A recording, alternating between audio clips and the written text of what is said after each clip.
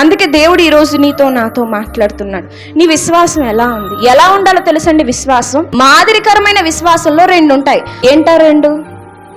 సాహసం, త్యాగం.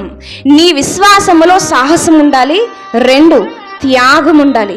ఈ సాహసం త్యాగం దేనికి గుర్తు తెలుసా? నా ప్రభు ఉన్నాడని. నువ్వు సాహసించి ముందుకెళ్ళిపోతున్నావు అంటే చాలా మంది అంటూ ఉంటారు, నీ ధైర్యం ఏంటి అసలు?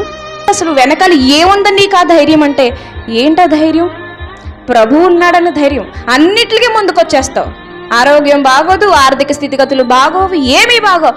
ఎలా ముందుకొచ్చేస్తున్నావు? ఏంటి నీ ధైర్యం? ఇంత సాహసం ఎలా చేసేస్తున్నావు అంటే నా ప్రభు. దేన్నన్నా పోగొట్టుకోవడానికి కూడా విశ్వాసం ముందుకు తోస్తుందండి. త్యాగం.